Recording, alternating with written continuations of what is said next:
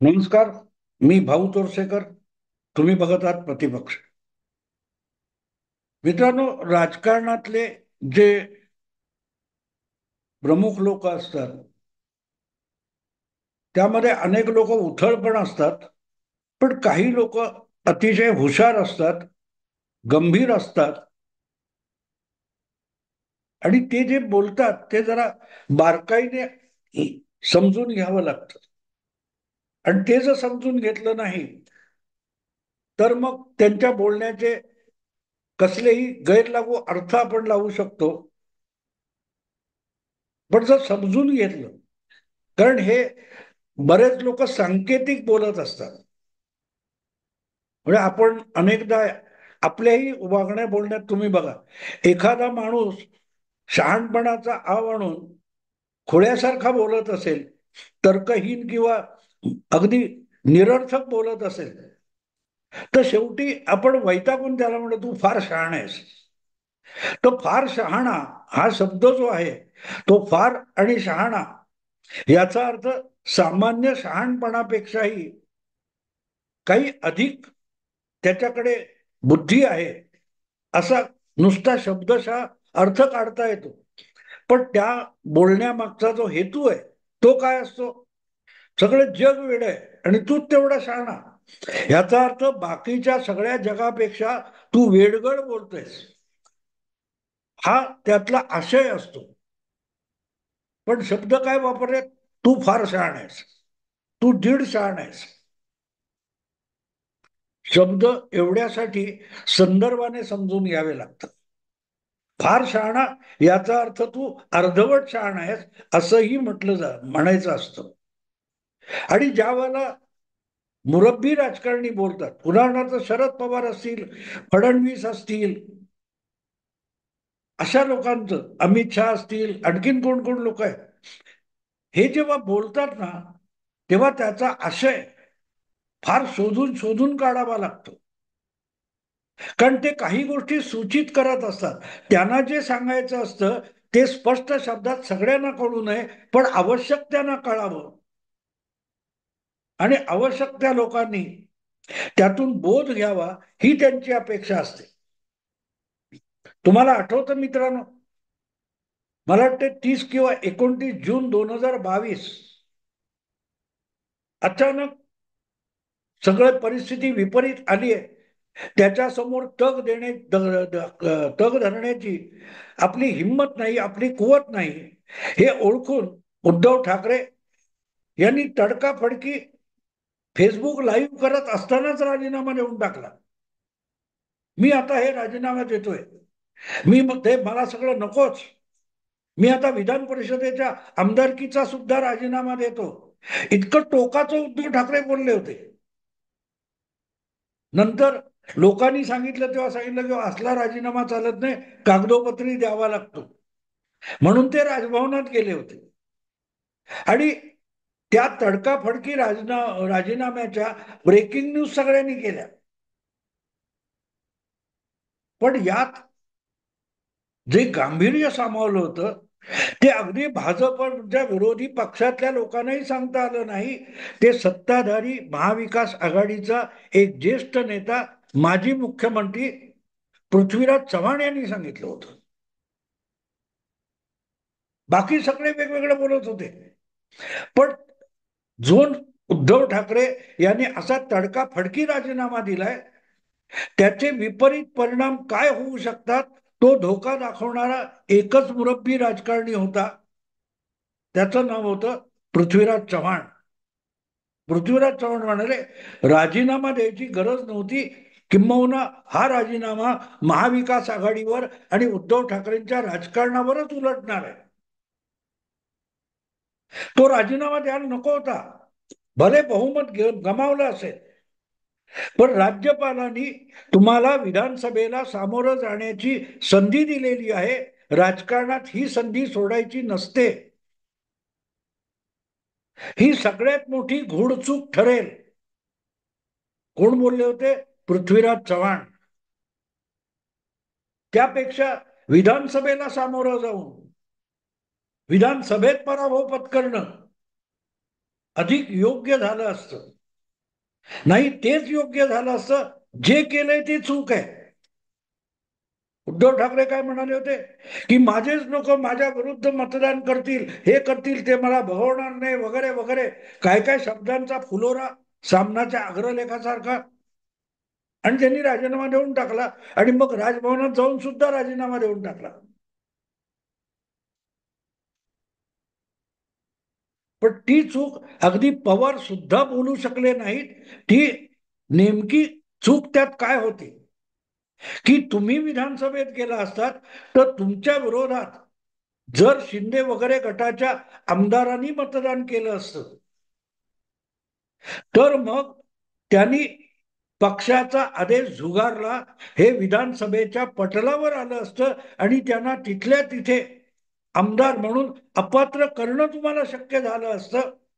आणि म्हणून पराभवासाठी का होईना पण विधानसभेच्या समोर जायचं आणि पराभवातून सगळ्याच्या सगळा डाव शिंदे आणि भाजप यांच्यावर उलटवण्याची संधी उद्धव ठाकरेंनी गमावली.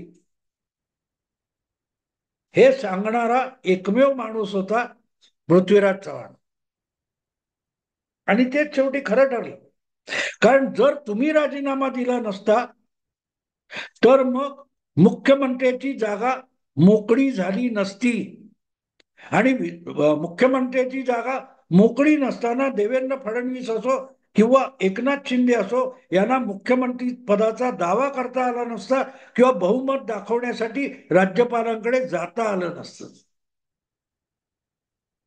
पण त्यांच्यासाठी काय म्हणतात तो हायवे उद्धव ठाकरे यांनीच ओपन करून दिला की आहे मोकळी जागा, करा अर्ज, तुम्ही होऊ शकता मुख्यमंत्री. पण विधानसभेत जर पराभव होईपर्यंत वेळ काढता आला असता तर तोपर्यंत देवेंद्र फडणवीस किंवा एकनाथ शिंदे यांना राजभवनावर जाऊन मागणी करता आली नसते. फडणवीसांनी बरोबर सापळा लावला होता. राज्यपालांकडे जाऊन सांगितलं की विधानसभेत मुख्यमंत्र्यांनी बहुमत गमावलेलं आहे, त्यांच्या पक्षातल्या आमदारांनी बंड केलेलं आहे, त्यांना म्हणतात तेवढं पूर्वी जेवढी कागद दिले त्यानुसार आज पाठिंबा उरलेला नाही. आणि राज्यपालांनी सुद्धा योग्य प्रकारे त्यावर निर्णय दिला. सुप्रीम कोर्ट काय म्हणतं सोडून द्या, पण घटनेनुसार राज्यपालाचं हे काम आहे की ज्या वेळेला बहुमत गमावलं अशी तक्रार होते त्यावेळेला विश्वासदर्शक प्रस्ताव मंजूर करून घ्या हे मुख्यमंत्र्याला सांगण्याचा अधिकार राज्यपालाला आहे. सुप्रीम कोर्टाने कितीही नाकारलं तरी तो अधिकार आहे. आणि ही गोष्ट वेळोवेळी वेगवेगळ्या राज्यात झालेली आहे. हीच गोष्ट कर्नाटकात सुद्धा झालेली होती. कुमारस्वामी यांचे आमदार फुटले तरीही त्यांना विधानसभेला सामोरं जा हेच राज्यपालांनी सांगितलं होतं. मग भगतसिंग कोश्यारींनी सांगितलेलं कसं चूक आहे असो, तो वेगळा विषय. पण राज्यपालांनी तुम्हाला योग्य संधी दिली आहे हेच पृथ्वीराज चव्हाण यांनी सांगितलं होतं. आणि म्हणून पृथ्वीराज चव्हाण जेव्हा एखादं वक्तव्य करतात तेव्हा ते गंभीरपणे घेण्याची गरज आहे. योगायोगाने पृथ्वीराज चव्हाण यांचं नाव एका इतिहास पुरुषाशी जोडलेलं आहे. भारतावर जे इस्लामी आक्रमण झालं त्याच्या आधी दिल्लीमध्ये उत्तरेमध्ये राज्य करणारा शेवटचा चक्रवर्ती राजा जे काय म्हणाल तो पृथ्वीराज चव्हाण होता, ज्याचा त्या काय मोहम्मद घोरीने वगैरे पराभव केला किंवा त्याचं मोंडी छाटली वगैरे. पण त्या याचा 15-16 वेळेला त्याच पृथ्वीराज चव्हाणने पराभव केला होता. असा जो पृथ्वीराज चव्हाण आहे त्या पृथ्वीराज चव्हाणचा घात त्याच्या जवळच्यांनी केला. आणि तो जवळचा माणूस जयचंद राठोड होता. जयचंद राठोड हा जवळचा म्हणजे पृथ्वीराज चव्हाणच्या नात्यातला होता. आणि आपल्या बहिणीला लग्न मंडपातून पळवून नेलं म्हणून चिडलेला होता. आणि त्याने पृथ्वीराज चव्हाणला धडा शिकवण्यासाठी अफगाणिस्तानचा काय कुठचा तो मोहम्मद घोरी त्याला आमंत्रित केलं आणि पृथ्वीराज चव्हाणची दगाबाजी केली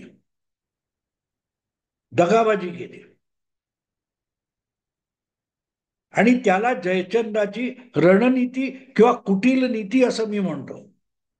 जयचंदाने पृथ्वीराज चव्हाणच्या बरोबर राहून शत्रूला साथ दिली आणि दिल्लीचं तख्त मुस्लिम आक्रमकांच्या हवाली केलं.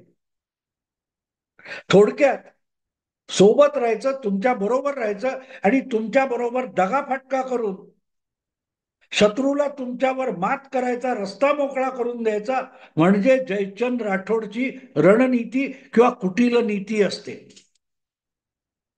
आता तो पृथ्वीराज चव्हाण आणि हे पृथ्वीराज बाबा चव्हाण यांचा संबंध काहीच नाहीये. पण जी गोष्ट काल परवा एका युट्यूब चॅनेलच्या मुलाखतीमध्ये पृथ्वीराज बाबा चव्हाण यांनी सांगितली, ती बोलणारे पृथ्वीराज चव्हाण आहे, पण त्यांनी सांगितलेली रणनीतीमधली एक सूचक सूचना जी आहे ती मात्र जयचंद राठोडची आहे, ती मात्र जयचंद राठोड यांची आहे. पृथ्वीराज बाबा त्या मुलाखतीत म्हणतात की आज आम्ही म्हणजे काँग्रेस पक्ष हा महाराष्ट्रातला सर्वात मोठा पक्ष लोकसभेच्या निकालातून ठरलेला आहे आणि अशा वेळेला आमच्यापेक्षा छोटा पक्ष असलेला उभाठा शिवसेनाचा जो आहे पक्ष, उद्धव ठाकरेंचा जो पक्ष आहे, त्या पक्षाला मुख्यमंत्री पद देण्याची भाषा कोणीही काँग्रेसवाला सहन करू शकत नाही.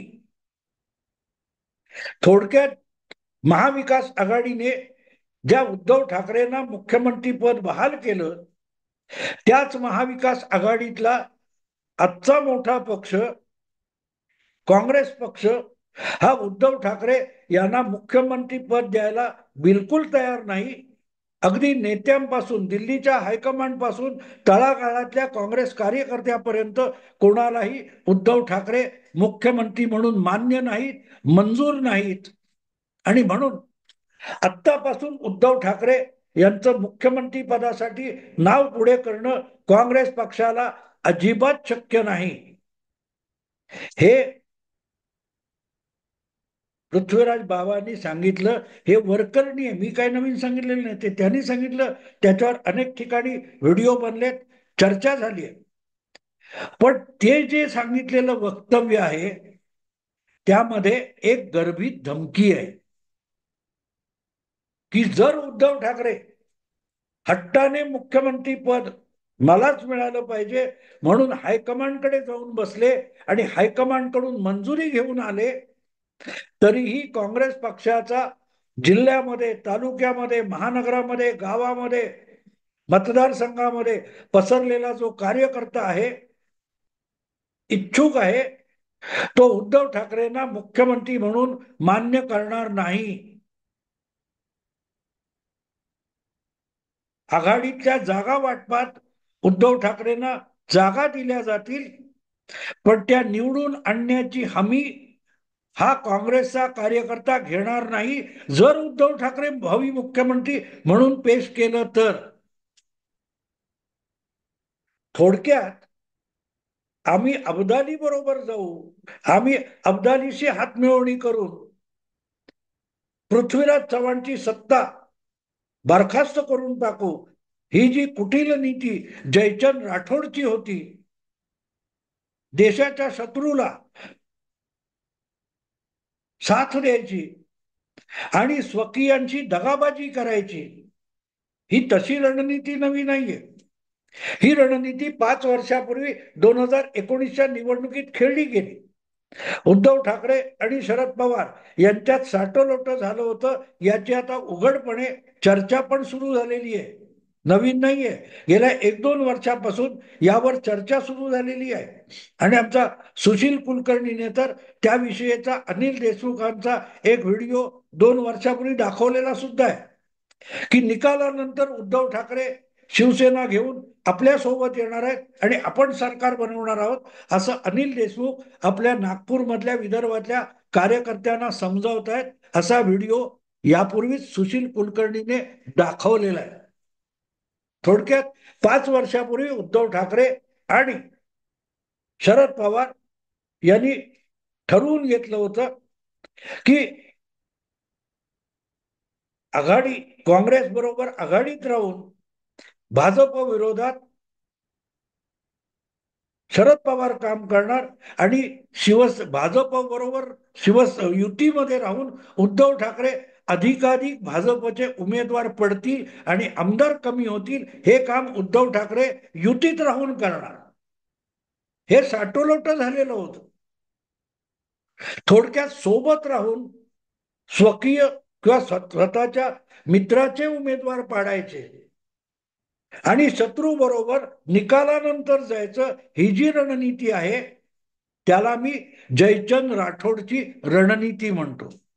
जी रणनीती 5 वर्षापूर्वी उद्धव ठाकरे आणि शरद पवारांनी राबवली होती, तीच रणनीती महाविकास आघाडीत सुद्धा उद्धव ठाकरे आत्तापासून मुख्यमंत्री घोषित झाले तर राबवली जाईल, असा इशारा, गर्भित इशारा पृथ्वीराज चव्हाण यांच्या त्या मुलाखतीतून समोर येतो. ते काय म्हणतात, उद्धव ठाकरे यांचं नाव मुख्यमंत्री म्हणून घोषित केलं तर ते काँग्रेस पक्षाचा कुठलाही कार्यकर्ता बिलकुल मान्य करणार नाही. आता गंमत अशी आहे की कार्यकर्त्याला अमान्य असलं म्हणून काँग्रेस पक्षात निर्णय होत नाही. हायकमांडने ठरवलं की कोण तो इम्रान नावाचा उत्तर प्रदेशातला एक शायर, त्याला महाराष्ट्रातून राज्यसभेचा उमेदवार केल्यानंतर निमूटपणे इथल्या काँग्रेसच्या आमदारांनी त्याला मतं दिलेली आहेत. त्यांना आमदार म्हणतात, कार्यकर्ते नाही. कार्यकर्ता जेव्हा असतो तेव्हा तो आमदार निवडून देतो आणि त्याला हायकमांडने काय ठरवलं याची काडी मात्र पर्वा नसते. काडी मात्र पर्वा नसते. जर हायकमांड उद्धव ठाकरेंना मुख्यमंत्री म्हणून काँग्रेस कार्यकर्त्यांच्या आणि पक्षाच्या बोकांडी मारणार असतील तर आम्ही उद्धव ठाकरे यांचे आमदार वाटण्याला आलेला मतदारसंघात पराभूत करून टाकू आणि उद्धव ठाकरेंचे आमदारच कमी करून टाकू, असा पृथ्वीराज बाबा चव्हाण यांच्या मुलाखतीतला गर्भित इशारा आहे. जे 5 वर्षापूर्वी उद्धव ठाकरेंनी भाजपच्या उमेदवारांसोबत केलं तेच आम्ही 5 वर्षानंतर 2024च्या विधानसभा निवडणुकीत उद्धव ठाकरेंच्या बाबतीत करू शकतो, असाच पृथ्वीराज बाबा चव्हाण यांच्या बोलण्यातला आशय आहे. आता हा आशय मी सांगितला, ते पृथ्वीराज चव्हाणांना कोणी विचारलं ते त्याचा साफ इन्कार करतील. ते म्हणतील मी कार्यकर्त्यांच्या भावना सांगतोय, कार्यकर्त्यांच्या भावना सांगतो. जर लोकसभा निवडणुकीत काँग्रेस पक्षाला 13 खासदार आणि 1 बंडखोर निवडून आणता आला तर आज महाराष्ट्रामध्ये काँग्रेस पक्ष हा सगळ्यात मोठा पक्ष आहे, भाजपपेक्षाही शक्तिशाली पक्ष आहे. तर मग मुख्यमंत्री आम्ही उसनवारीचा किंवा उधारीचा का घ्यावा? आम्हाला काँग्रेस पक्षाचा मुख्यमंत्री हवा आहे आणि म्हणून आत्ता मुख्यमंत्री घोषित करू नका. घोषित केला तर जो उमेदवार घोषित होईल त्याच्याच पक्षाचं नुकसान होईल आणि अल्टिमेटली महाविकास आघाडीचं नुकसान होईल. कारण ज्या पक्षाचा उमेदवार जाहीर होईल त्या पक्षाचे दोन्ही मित्र पक्ष मुख्यमंत्र्याच्या पक्षाची आमदार संख्या घटवण्याचा प्रयत्न करतील आणि त्यामुळेच महाविकास आघाडीचे आमदारांची संख्या आपोआपच कमी होईल. कारण भाजपने किंवा एकनाथ शिंदे आणि महायुती यांनी महाविकास आघाडीचे उमेदवार पाडण्यासाठी जे कष्ट घ्यायचे ते घ्यावेत, पण इथे महाविकास आघाडीतूनच आतल्या आत महाविकास आघाडीचे एकमेकांचे उमेदवार पाडण्याची, पराभूत करण्याची शर्यत सुरू होईल आणि उद्धव ठाकरे असले तर त्यांच्या पक्षाला जमीन दोस्त करायला आम्हीच पुढाकार घेऊ, असा त्या सगळ्या वक्तव्याचा साधा सरळ अर्थ होतो. त्यालाच मी जयचंद्र राठोड रणनीती कुटील नीती म्हणतो. योगायोग असा आहे की इतिहासात हे घडून गेलंय.